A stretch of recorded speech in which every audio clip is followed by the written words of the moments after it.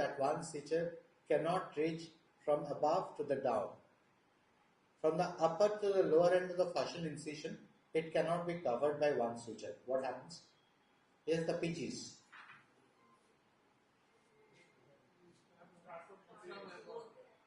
Start from one end, go down, start from the other end, go up, cross over, then tie up. Right? So, this tie up, once again, if you think that way, you cross over and do a separate locking suture, then you are going to reduce the tensile strength at the knot. So try to do a separate locking suture for each one of these threads. Do crossover, then do a locking of that suture. Do an abardine with that particular end.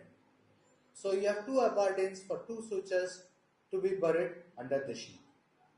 Okay?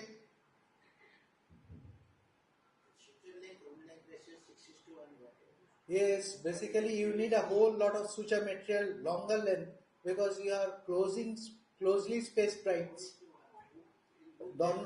Yes.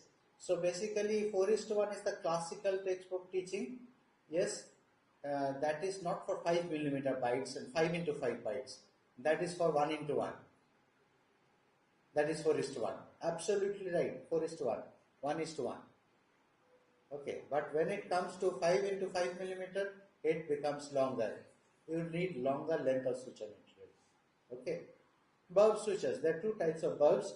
One, the bulbs where the suture is cut to make a bulb. The other bulb is which is like a flanged on the suture. What is the problem with this kind of bulb?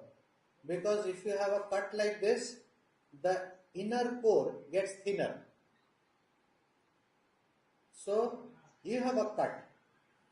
So the inner core is less strong. But where do you need to use this? You can use bulb sutures for closure of softer things. Like a beginner doing a laparoscopic tap for inguinal hernia and trying to close the flap, peritoneal flap. Well, sir teaches you that you have to close, you cannot tag because in between the tags there will be gaps and the bowel can herniate, in between the gaps get trapped and you can have a disaster. So you are trying it out. And you have followed your sir that you have to do from right to left. You are a right-handed person. So every time you are taking a bite, it is getting slack. What do? The easy escape route is go for a bulb suture. But that is not a classical use of a bulb suture. Because if you look at the classical use, you better not use intraperitoneally. Okay? Because of the bulbs themselves. Because they are pointed. So they will stick to adjacent structures. So best avoided if not used intraperitoneally. Now, let me come to it. So the initial bulb sutures were made up of non-absorbable material. Okay. And now that when bulb sutures have come up with absorbable materials, so in any case, it is going to get dissolved. So that problem is gone. So there is wide scale use of bulb sutures. So the bulb sutures are becoming more and more popular in GI anastomosis, in fluoroplasty. Even, for example, when we are doing bariatric, we do a mini gastric bypass. We start from one end and we start from the other end with two bulb sutures. Cross them over. 2 or 3 bites in the reverse direction, it's done. You don't need any knot. Simple. So, such smaller bulb sutures, such thinner bulb sutures are meant for more delicate structures. So, if the core is intact, there is no loss of tensile strength. That is the kind of material you need if you are dealing with something very strong like fascial closure. This is one of the products from J&J where it comes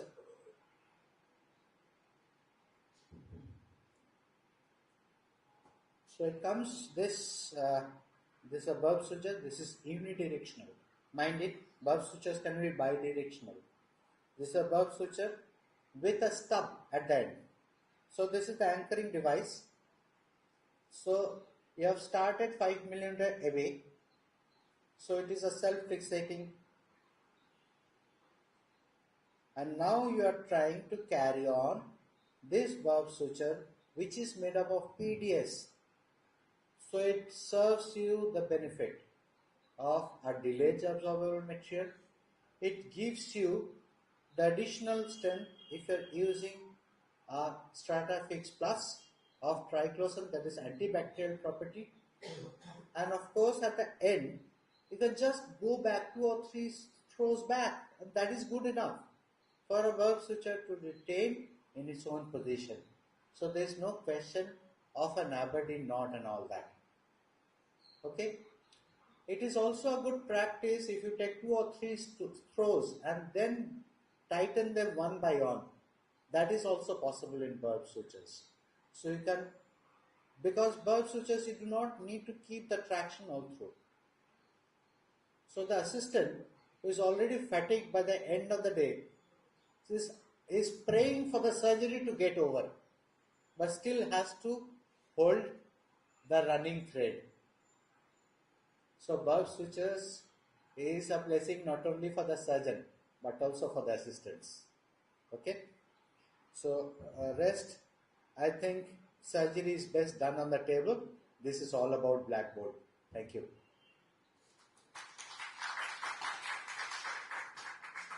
I'll just tell it to put the feedback on this scan one. This one. So there is a scanner code from J&J Ethicon. I thank Ethicon for organizing this lecture. So they have a scanner code for a feedback. I don't know whether it's a feedback on me or it's a feedback on J&J. Anyway, but still, you guys can always scan and get a feedback. Thank you.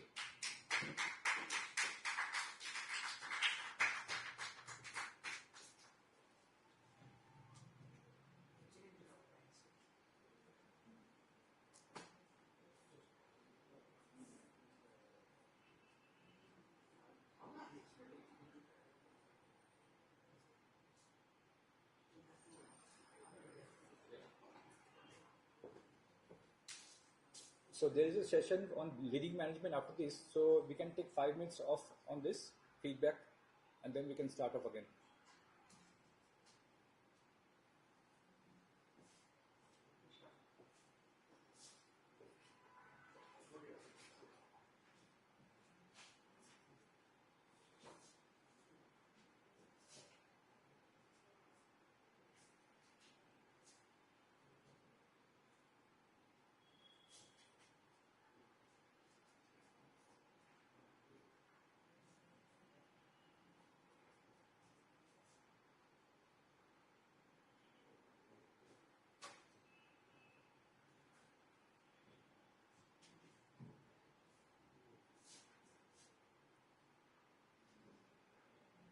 Done? Should we move forward? Sir?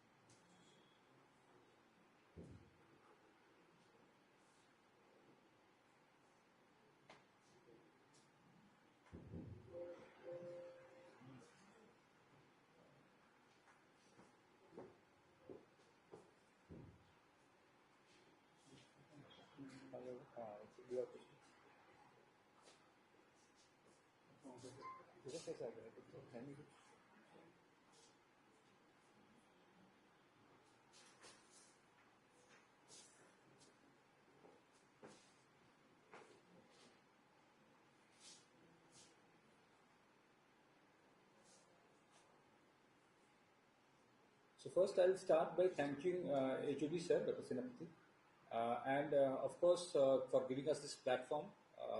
A very good afternoon. Um, this is a session on bleeding management. Bleeding management doesn't mean the entire thing. Of course, sir has covered a lot of, he has shown the range of sutures, where to use, how to use, and when to use. So possibly we have also a range of hemostats, that is hemostatic agents. And there will be some space, there will be some moments where you will be needing a support in terms of hemostats for a 100% hemostasis, successful hemostasis. So in those cases, in those situations, possibly a Surgicel, a gel foam, this kind of hemostatic agents will come into play. Audible, no? Audible, no? I think.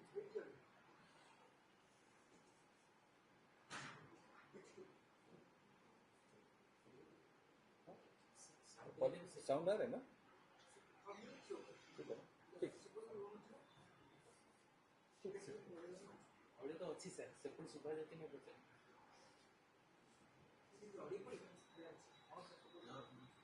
पीछे आवाज आ रहा है वही बोल. So this is a basic slide. On your left is the primary methods.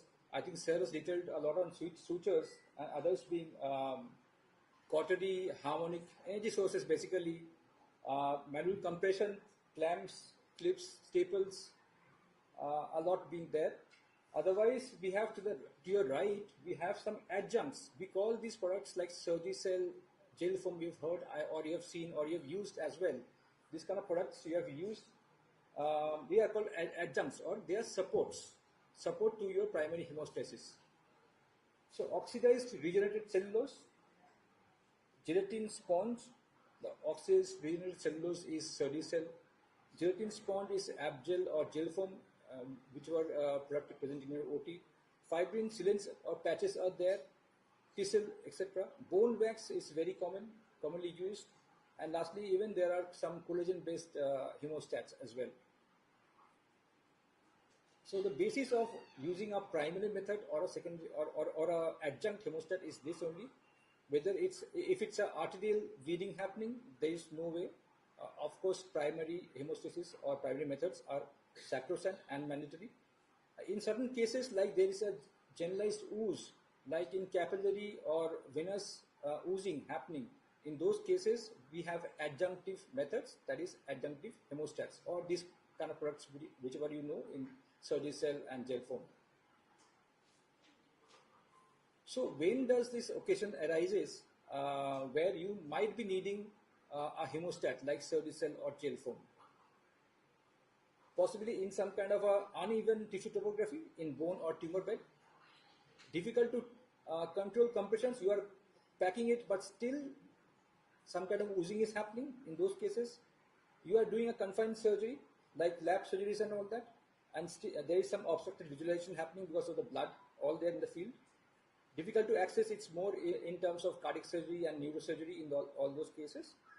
Bleeding near critical structures, you don't want to char for certain reasons. You don't want to use cautery, minimize the use of cautery, but still achieve hemostasis. So possibly there, in those cases, you might use a hemostat like Surgicel or gel foam. And of course, keeping these criteria in mind, like suppose there is a aging patient, suturing. If the tissue is a fragile tissue, the suturing might bleed as well. The needle hole bleeding might happen. It might not hold. The suturing might not hold. The tissue might not hold the sutures. So in those cases, age is a problem. Comorbidity is again a problem. In the sense, I think in the room there is a lot of people having diabetes, hypertension, obesity, etc., etc. So and lastly, it is like the medications that we are having, like anti-thrombotic medications, like aspirin, etc., clopidogrel, etc. So these factors might add up to the risk of bleeding. Suppose there are more than 2 or 3 of such cases of comorbidity, then the bleeding risk increases. And possibly in those cases, after a primary hemostasis, then there is a space for hemostats like Surgicel and gel foam. So some basics. This is the hemostatic cascade, which starts with vessel injury, comes on to vasoconstriction, platelet plug formation, fibrin clot formation, and lastly fibrinolysis. And all our products will work somewhere or the other, whichever step. Just a picture of the pictorial. This is vasoconstriction, the vessels being narrowed, then a platelet plug formation, and then a fibrin clot formation. And after everything is done with fibrinolysis. So these are the steps, and in case the patient is having, as I told earlier, an anti-thrombotic medication, then this entire flow will be compromised.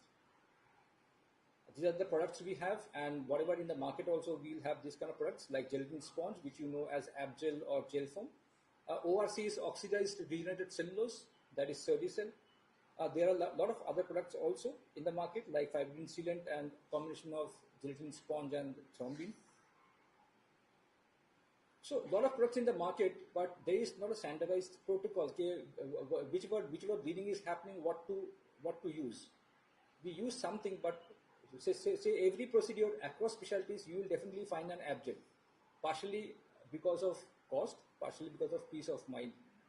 Possibly those are the two factors we keep on hearing from the surgeons. So, but we need to standardize the entire stuff. So thereby we have done some studies, and across the globe, it's a global study, global initiative by Eticon. Across the procedure, across the specialties, there are 11 specialties, 450 surgeons were involved, and almost 8,000 bleeding occasions were there. This is which we decided that these are the factors which will be decisive for using a hemostat. And the top two is site and situation. So site is the anatomical consideration wherever you are operating, and situation are multiple folds. That is intraoperative versus post-operative bleeding risk, type of access, type of tissue surface. It's a bony tissue, it's a soft tissue, whatever it is, and condition. Condition is the patient profile. That if it's a comorbid patient, etc. And lastly, bleeding intensity. Is it a mild to moderate ooze? Is it a spurting, active bleeding, whatever? So basis this, we divide bleeding into 5 categories. One is continuous oozing, the other is problematic bleeding, difficult to access bleeding, potential rebleeding risk, and lastly high pressure bleeding. So continuous oozing is the most common form. Whenever you are putting in some gauze piece and packing it, after that also, in case the blood comes out, then it's a continuous oozing for us. Something more than that, it's problematic bleeding. Difficult to access, it's mostly for neurosurgery cases where the tumor is deep inside, say a skull-based tumor. In those cases, difficult to access. Or even in those cases also where you cannot see a bleeder, then also it's a difficult to access. Potential rebleeding risk, here the comorbidity factor will come in. If the surgery is successful also, possibly there might be some other bleeding inter-op or post-op, which might bring the patient back to the OT. So those things has to be taken care. And lastly, high pressure vessel bleeding. This is like mostly aortic bleeding, mostly found in the CV procedures, Bentall surgeries and all that. So these are the 5 categories of bleeding. But the most common form remains continuous oozing. You are packing in, but still some kind of bleeding is still happening. So that is the most common form. We'll address it with our products. So what is in for from our end? The entire Surgicel family is there. We all know about Surgicel Original, the product which was launched long back. That is way in 60 years back rather. But after that, we have launched a lot of Surgicel variants and upgraded versions, which is better than Surgicel in terms of time to hemostasis. So everything is basis continuous oozing. A small video on the history of Surgicel.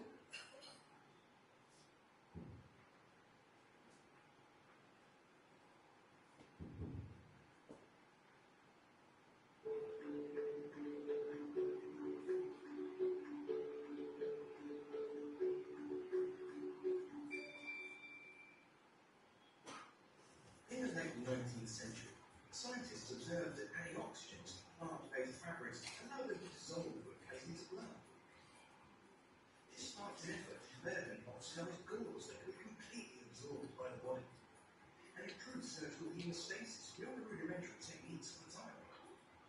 So before there was Surgicel, and we're talking about 50 years ago, surgeons just would control bleeding with regular cotton gauze or wax sponges. That's what's going on.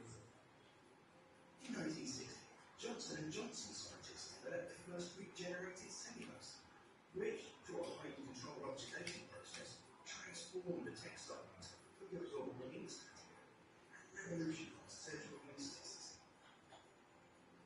Today, Surgicel absorbable hemostats are the most widely used and trusted around the globe. And Surgicel technology continues to evolve, both in delivery and efficacy. With Surgicel Mediate, more density open for heavier bleeding. Surgicel Fibrillar, offering 39% faster time for hemostasis and enhanced versatility, with a layered, non-woven structure that can be peeled apart for precise placement of complex procedures. And Surgicel Small, which has an advanced L-type design that provides exceptional handling, making it ideal for both minimally invasive and open procedures. Surgicel Snow is the last product that we launched in that category, but it won't be the last one we launch. We continue to innovate on the Surgicel brand. For more than 50 years, Surgicel has raised the bar in absorbable hemostasis, offering solutions that enable precise placement and effective hemostasis in increasingly challenging situations. The fact that we can depend on their consistency as far as ease of use has allowed us to incorporate them into our procedures and our vision. It's really a wonderful brand, and I'm very happy I've been a part of it. For the challenges of yesterday, today, and tomorrow, there is the Surgicel family of absorbable hemostats.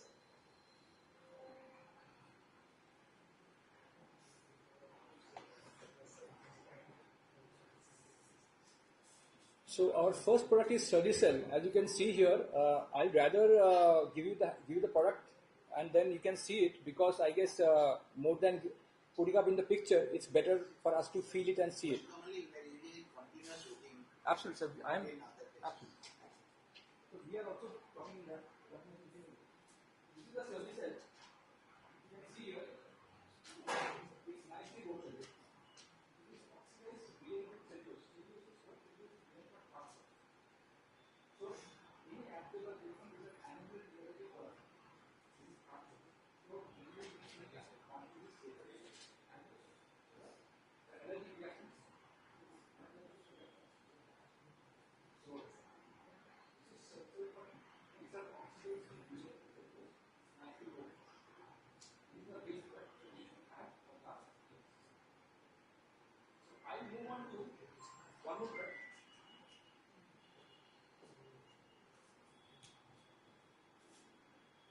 That is Fibrillar. I'll just show the package so that you can understand the color coding as well. This is Fibrillar for the red one. Right, the white one, this is the red one. Fibrillar. The Fibrillar is mostly for open surgeries. It's the same material, but the make is different. That is woven, this is non-woven. So this is it's the same material. Oxidized cellulose. You want to get for open procedures, we have to do this. These cellulose is not built upon the practice. Selection of base, and you can cover body and so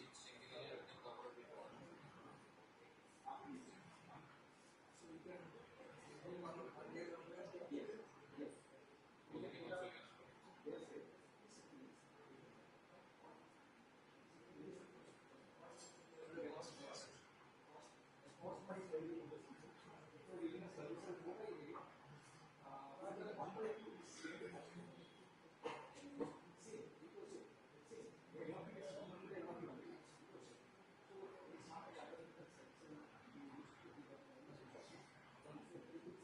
the time to hemostasis also is faster.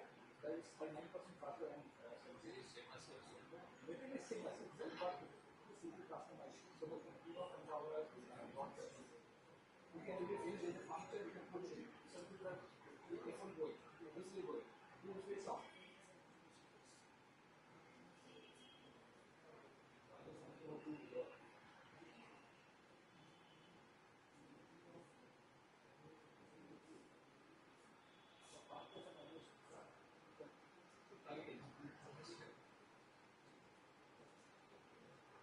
That's for the open procedure. And now, since we are moving towards lab and robotic, this is also good.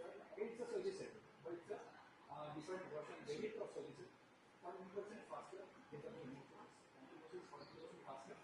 And the idea was when you are using Abdel or any laser tool, not Abdel. So because how you have the properties are like a particular event of product. If people estimate this is the target. So to avoid that, so we have lab shaping solution. This kind of looks like that, but it's not but it's solution. And it's covered with it. There is no layer.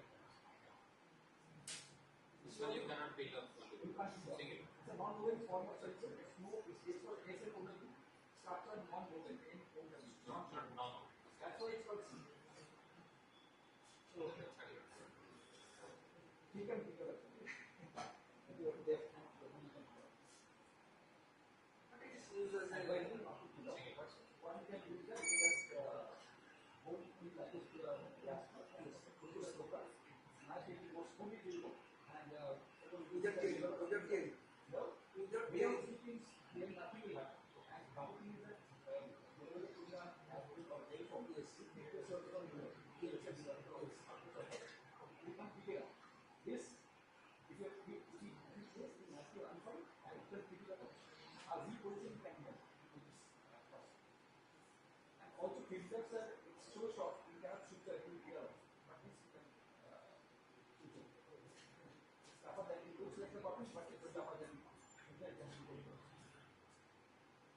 is different than filter. And also this is also a long form of solution.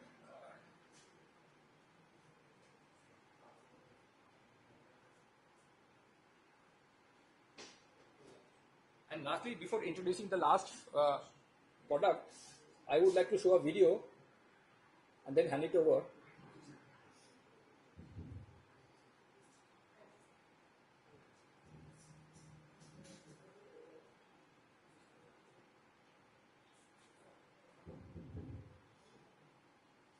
This is salicylic powder for you. All are foils, but this is powder. So the advantage you will see after this video.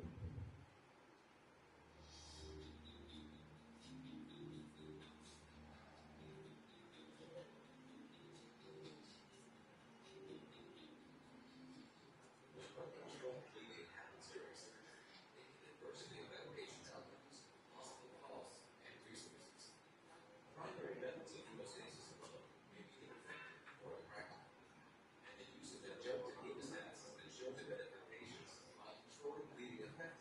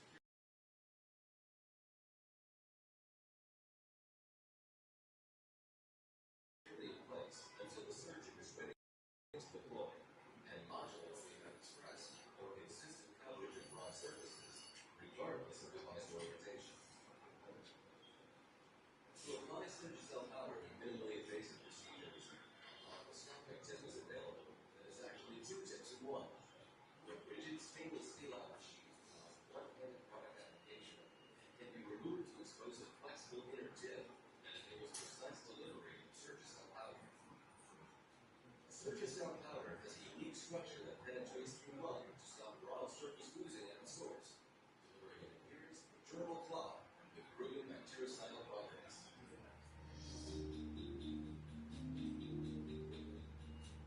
This is only for laparoscopy purpose or operation?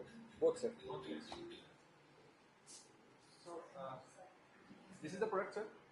So, it's slightly white, but because the exposure is from yellow axis, so otherwise it's like this. Splitting, no focusing. That's covered like this, uncoated and use it. And that's what we're asking. This is for the open procedure. Otherwise, the back is very plastic. There is the disposable. Not, it's people. Disposable. I can show you now.